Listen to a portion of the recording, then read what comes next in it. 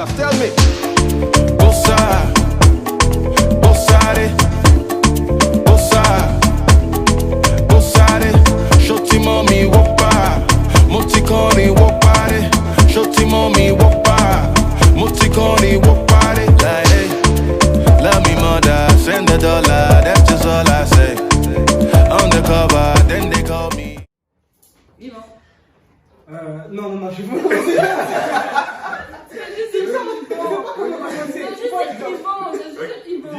Moi c'est Didier. Yvan. Jennifer. I Lover. Ayan. Inès. Du coup, donc, la première question, c'est est-ce que pour vous, genre quand vous étiez en secondaire, c'était difficile d'être chrétien? Je vais rester chrétien en secondaire. Quelle question? Chrétien en secondaire, et si vous étiez chrétien en secondaire, est-ce que c'était difficile pour vous? Genre d'assumer votre foi, enfin juste être chrétien, genre en général.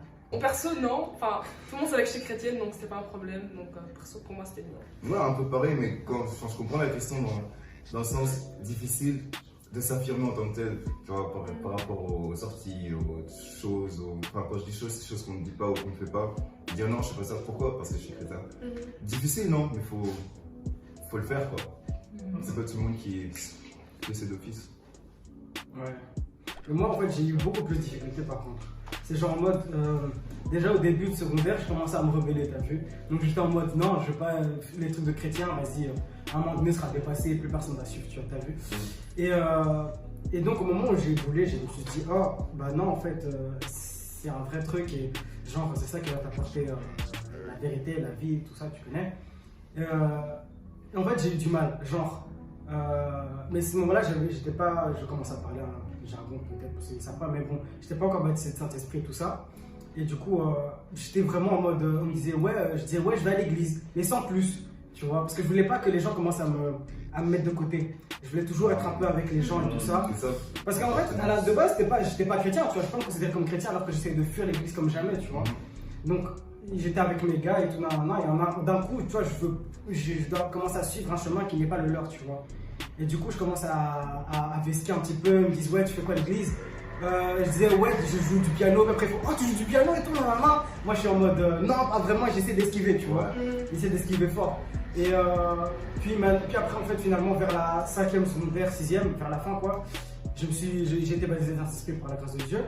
Et à partir de ce moment-là, ça n'a plus été un problème. Genre, Dieu a su quoi dire, enfin, me faire dire au moment où il fallait le dire, tu vois. Et au final, jusqu'à même les profs, quand il y avait, par exemple, en cours de français, il y avait souvent des références à la Bible, directement les profs, ils venaient me voir, tu vois. Donc, franchement, c'était en mode pasteur, tu vois. Pasteur vivant. Tu vois ce que je veux dire? C'était d'art, tu vois. Mais au début, c'était grave chaud. C'était grave chaud. Ok, quelqu'un d'autre a quelque chose à ajouter ou... Non, moi c'est plus ou moins comme les autres, tu vois. Moi c'était assez simple parce que les gens avec qui je traînais, même s'ils n'étaient pas spécialement chrétiens, tu vois, c'était souvent, on va sentir des Lorenza, tu vois. Donc, ils ont quand même un background, tu vois, religieux, j'ai envie de dire. Et donc ils comprennent plus facilement ce genre de choses, tu vois. Ah non, moi par exemple, c'est une école qu'un truc vraiment pas chrétien du tout, tu vois. Ma situation est un peu différente de la vôtre, dans le sens où moi j'ai fait le secondaire au pays du coup, et là-bas, eux tous ils ont tous la même base en fait, ils sont tous ça c'est... Donc du coup, il n'y avait pas de problème pour aller à l'église, surtout genre j'étais dans une école secondaire qui était catholique, donc du coup on partait à l'église assez souvent. C'est juste bon au niveau des musulmans et des personnes qui ont d'autres religions et tout, c'était un peu un problème par rapport à eux, mais sinon... Il y en avait beaucoup. Pas vraiment. Peut-être genre sur 10, on était 7 chrétiens, 2 musulmans et 1 bouddhiste. En Côte d'Ivoire, il y a des bouddhistes. Ouais. Bien sûr. Non, mais c'est bizarre, je sais pas. Mais c'est ça. Et donc voilà. Ok. Du coup, par rapport au secondaire et maintenant l'unif, c'est plus facile pour vous d'être chrétien. Genre. Et là, au niveau de la formation, parce que moi par exemple, je trouve que c'est plus facile d'être chrétien à l'unif. Enfin, pour moi, c'est plus facile parce que. Je sais pas, j'ai l'impression que tout est plus ouvert et en plus ça j'ai grandi, je suis plus mature et tout. Pareil à quand j'étais en secondaire, c'est pas que j'assumais pas, tout le monde savait que j'étais chrétienne, mais genre, voilà, comme personne n'était chrétien autour de moi, genre, moi aussi il n'y avait pas vraiment de mixité genre dans mon école et tout. Donc, genre alors qu'à l'UNIF, bon, à nouveau, il n'y a pas vraiment de mixité non C'est déjà mieux, tu vois. Donc moi perso, genre, je trouve que c'est plus facile maintenant, enfin pour moi maintenant que genre avant. Je sais pas si Moi, par rapport à ce que tu dis, je trouve que c'est plus facile parce que quand t'es en secondaire, t'es ado et quand t'es ado, tu te cherches. Donc parfois, t'as besoin d'appartenir à des gens qui vont pas aimer tout ce que tu fais. Et toi, comme ils aiment pas ça, tu vas dire ok, moi aussi j'aime pas ça. Alors que quand t'es à l'université, t'es adulte, tu fais pas ça. Ok, je suis des gens qui font la même chose que moi. Donc je pense que c'est plus par rapport à l'âge que c'est plus facile d'être chrétien. Enfin, plus facile d'être chrétien à l'université. En tout cas, tu l'affirmes plus facilement. Ouais, c'est ça. On a tourné pendant encore 30 minutes et on n'a pas vu que ça filmait pas du tout. On a dit de parler français, mais pas trop quand même. Mademoiselle est très mal. Mais ça grave ça. On est là. Du coup, troisième question. Quelle est la chose la plus difficile pour vous à propos d'être jeune chrétien? La chose la plus difficile, sans faire any dédicace, c'est de se conserver. Clairement. Non, j'ai dit sans, mais vraiment sans parler du son, c'est de se conserver. C'est-à-dire d'être mis à part, d'être en permanence, se dire je peux pas copier le monde. S'il y a une tendance, c'est pas forcément bon. C'est ça en fait. Je répète, c'est pas du tout pour faire des bêtises. Non, parce que. Les autres? Mais comme il a dit en fait, genre de ne pas suivre la chair en fait, toujours les envies de la chair. Parfois c'est vraiment difficile de suivre l'esprit au lieu de suivre la chair, tu vois. Parce que parfois la chair veut vraiment prendre le dessus et genre c'est chaud, mais il faut persévérer dans la prière. En fait, j'aimerais penser qu'il y a la normalité. En fait, je sais pas si c'est vrai, si c'est vraiment, on va dire, une difficulté. Parce qu'en fait, on a l'habitude de faire une chose, on sait que c'est mauvais, mais au fur et à mesure qu'on le fait, ça devient normal. Donc moi je trouve aussi c'est un peu difficile parce qu'à un moment, quand la partie de te confesser devant Dieu et dire à Dieu voilà Seigneur j'ai péché contre toi, machin, tu ne ressens plus aucune culpabilité, donc tu culpabilises parce que tu ne ressens plus aucune culpabilité. Et c'est réel, hein, c'est fact. C'est tendu. Waouh. Ok, du coup, quelle est la meilleure chose pour vous par rapport au fait que vous êtes chrétien à votre jeune âge? Je pense que ça doit être à ne pas faire trop de bêtises, tu vois, parce qu'il y a genre des gens qui deviennent chrétiens quand ils ont 40 ans, ils ont fait trop de trucs en fait, tu vois, et du coup ils sont, je sais pas, they feel guilty, tu vois le délire, et du coup... Ils sont coupables. Connexion. Je pense que ça nous aide vraiment à ne pas aller trop loin en fait, même si on est jeune, ben, ça peut vraiment aider de ne pas trop s'égarer. Enfin c'est ce que moi je pense personnellement. C'est totalement ça. Ne pas avoir la peur du lendemain, carrément. Ça, je pense que j'ai... Il est là, vraiment là. J'aimerais aussi rajouter qu'en fait, franchement, c'est simplement être dans sa présence. Je vous jure, c'est un truc de dingue. Un truc de dingue. T'es là et quand tu réalises même aussi jeune tout ce que Dieu a fait en fait. Tout ce que. Même là, je suis en train de regarder. Vous voyez pas, on a un paysage. On a juste. Un paysage. Un paysage. C'est un bête, c'est vraiment un bête paysage. C'est vraiment beau. Avance. Mais en fait, rien que ce bête paysage, c'est un truc de dingue en fait. Tu te dis, comment à partir de rien tu te retrouves à ça en fait, avec tout ce qu'on a en fait. Et quand tu réalises que Dieu en fait a pourvu à tout ça, tu te dis Dieu est grand en fait. Dieu est tellement bien. Et puis après tu te retrouves dans la présence de cet être qui a vraiment tout fait. Quelle présence. C'est la meilleure chose, franchement. Et là, t'apprends que t'es dans un autre monde, franchement. Mais t'es dans Et un une fois, monde. vraiment, t'es autre part en fait. Mais une fois que tu reviens dans le monde, t'es là. T'as l'impression que t'as fait un voyage. Franchement, Tu veux retourner là. franchement, parfois j'ai l'impression que j'ai fait un voyage. J'ai l'impression que quand je reviens, j'étais quelque part d'autre et là je reviens sur terre, tu vois. Et franchement, c'est une des choses que je kiffe le plus en fait. Ok, est-ce qu'on s'est déjà moqué de vous parce que vous étiez chrétien? Oh, bien sûr. Évidemment. Alors là, Évidemment. c'est pas une question ça. En fait, moi j'avais pas parlé, mais genre, quand j'étais petite, enfin, c'est un événement qui m'a trop marqué. Story time, en plus. Non, quand j'étais petite, je pense que j'avais genre 10 ans. Et genre, depuis que je suis toute petite, toutes mes amies savent toujours que je suis chrétienne parce que je dis tout le temps. Enfin, pas je dis tout le temps, ouais, je suis chrétienne. Non, pas comme ça, mais genre, je raconte tout le temps ma vie à mes amis et je dis tout le temps, ouais, je vais à l'église, je fais ça, machin et tout, parce que je suis chrétienne.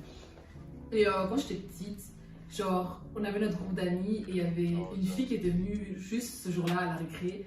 Et je sais pas, à ce moment-là, je parlais du fait que j'étais partie à l'église, que mon père était pasteur et tout. Et elle a commencé à se moquer de moi. Et genre, et moi je regardais en mode, enfin, il n'y a rien de drôle là-dedans. Et en fait, vous voyez, quand t'es enfant, il y a toujours cet enfant qui est un peu genre plus dominant comme ça, tu vois. Et elle, c'était ça. Du coup, toutes mes amies, elles ont commencé à se moquer de moi. Et du coup, c'était vraiment. c'est drôle. Elle est chrétienne. Oh, le pasteur. C'est trop Et en plus, elle prie. Elle a écrit dimanche. Du coup, voilà.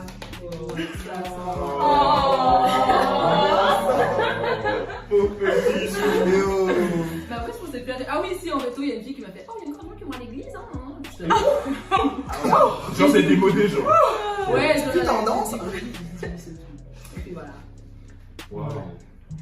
Comme on disait, c'était aussi le fait de se moquer sans vraiment se moquer. C'est par exemple du sarcasme en mode oh pasteur Yvan, quand je suis en secondaire, tu vois, c'était genre en mode plus oh le pasteur et tout ça, alors que c'était tous des athées, tu vois. C'était vraiment juste pour me dire, me pointer du doigt, tu vois. Et, ouais, non, en fait, c'était un peu se moquer de moi, ça aussi. Ouais, Mais en fait, un truc aussi qu'on oublie beaucoup, c'est que ces moqueries, en fait, ça peut être fait par des athées et aussi des chrétiens en soi. Ouais, Parce que c'est déjà, comme il a dit, le truc de pasteur, mais il dit pas, c'est des chrétiens qui le font. Et nuance. Enfin, enfin, quand je dis chrétien, Ouais, tu vois ce que je veux dire? ouais, on est d'accord. Ouais. Par exemple, l'éducation chrétienne. Voilà, éducation Ils se sont chrétienne. carrés de la Ouais, tête. vraiment On a dit, éducation, raison. éducation chrétienne, genre en mode papa, maman, famille chrétienne, tout ce que vous voulez, mais ils ont pas vraiment accepté Christ, mais voilà, ils se disent chrétiens et ils se moquent de toi parce que tu fais des partages bibliques sur tes réseaux sociaux. Vous êtes désespérants. C'est dit. Non, mais c'est... Donc du coup, quand quelqu'un vous énerve, genre vraiment, La colère, c'est quoi la colère? Je connais pas ça. genre du coup, est-ce que vous êtes plus genre ouais, je suis chrétien, je fais rien, je supporte tout, je tourne l'autre jour, ou genre je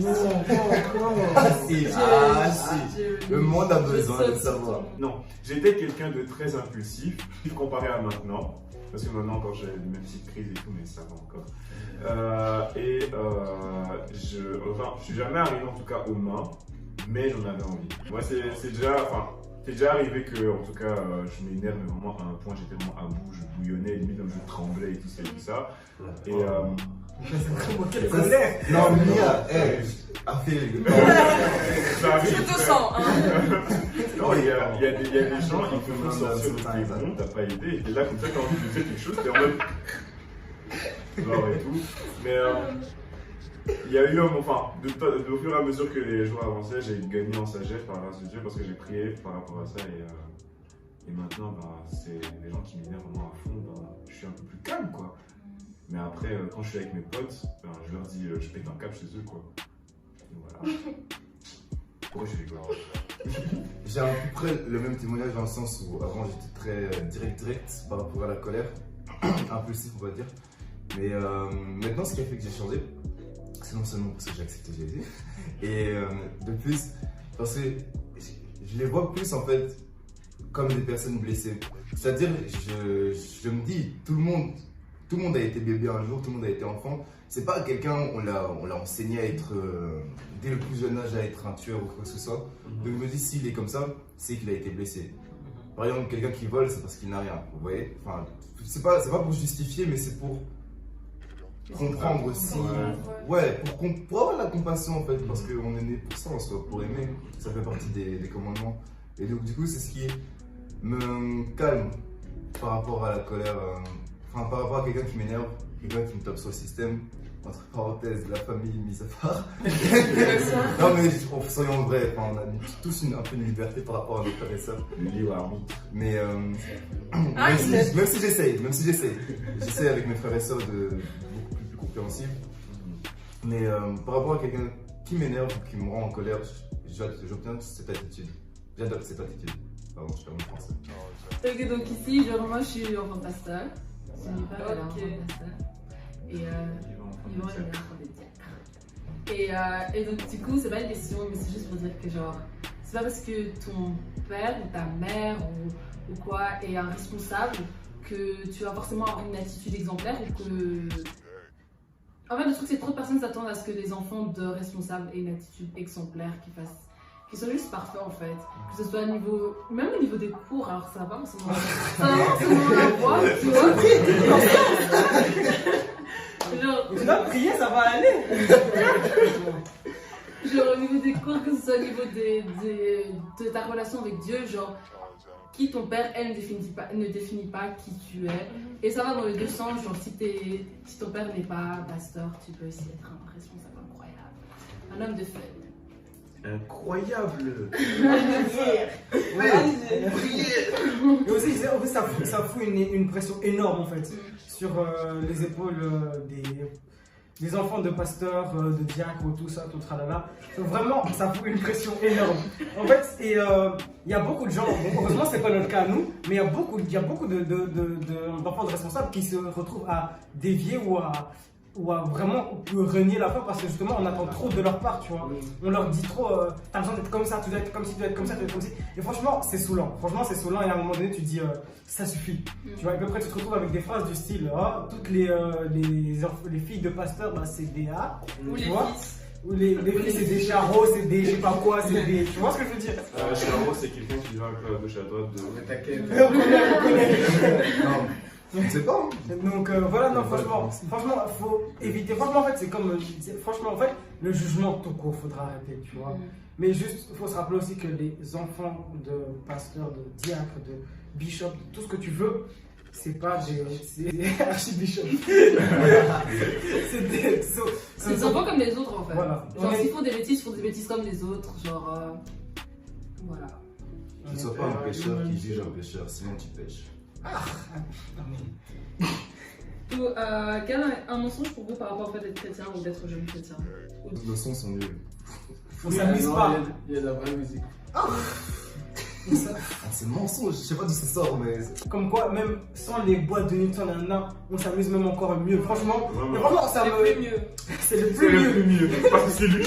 Trop de Twitter dans le Mais c'est franchement, c'est même franchement les soirées, tout ça, les house, tout ce que tu veux là, franchement, ça me manque grave pas, tu vois. C'était. Si je retourne là-bas, même, je vais me dire, c'est pas ma place en fait. Franchement, c'est vraiment pas ma place, tu vois.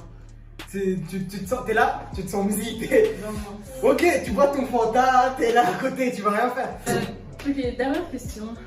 Déjà. Oh, Ouais. tout le monde. Oh. Quel conseil donneriez-vous à un jeune chrétien? Non, quel conseil? Déjà de ne pas vouloir ressembler aux autres. Ouais. C'est un truc où. Et même, je dirais de ne pas faire attention aussi au regard des autres. Tu vois. Ça, c'est compliqué. Ouais, non, ouais, je sais que même aujourd'hui c'est compliqué, tu vois. Un conseil à donner à un jeune chrétien, c'est de bien s'entourer. Parce que les mauvaises compagnies campent les bonnes mœurs. Les bonnes mœurs. Merci, 1 les bonnes mœurs. Corinthiens 15, 33. Et c'est vrai, c'est réel. Même si, enfin, je pense qu'on connaît tous des gens, on sait très bien qu'ils ont été éduqués en tant que chrétiens, mais ils vont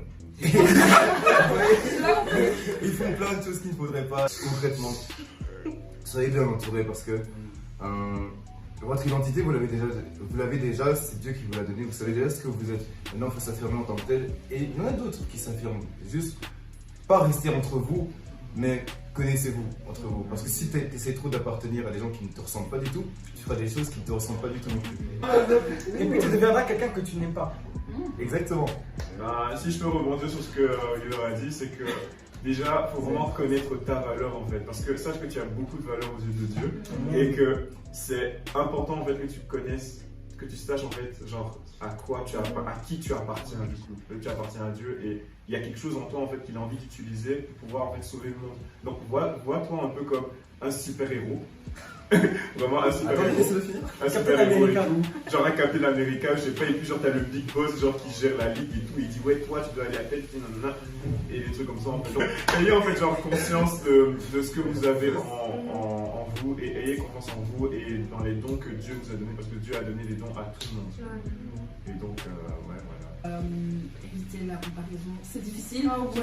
Enfin, au plus t'es petit, au plus c'est difficile parce que au plus t'es petit, genre secondaire et tout, plus tu te cherches et tout, surtout à l'école et tout. Mais genre essayer au fond de soi-même, genre d'éviter de se comparer. Quand tu te surprends à te comparer, parce que parfois ça arrive inconsciemment, moi juste se reprendre et se dire ok non, enfin genre Dieu dit que je suis ça et c'est juste sur ça que je dois me calquer et pas faire attention à ce que la société dit que je pourrais être ou à ce que les autres disent que je pourrais être et tout, mais seulement ce que Dieu dit quoi. Du coup voilà, c'est la fin de cette vidéo, merci d'avoir regardé. Et du coup, je mettrai tout leur Insta, genre en barre d'infos. Vous pouvez suivre Didier qui a sa page de photographie. Même de donc vous pouvez définitivement le suivre sur Insta. Et... I Lover, artiste, chantre de l'éternel. Vous avez aussi Jennifer Mindana, des Mindana Sisters, vous pouvez suivre aussi en covers. Vous allez voir dans la description en bas. Ils vendent Platinum aussi, mais bon. Et puis Pedro Arnold, et puis votre youtubeuse préférée. Du coup voilà. Abonne-toi. Like, partage. Abonne-toi. Allez, Like and subscribe.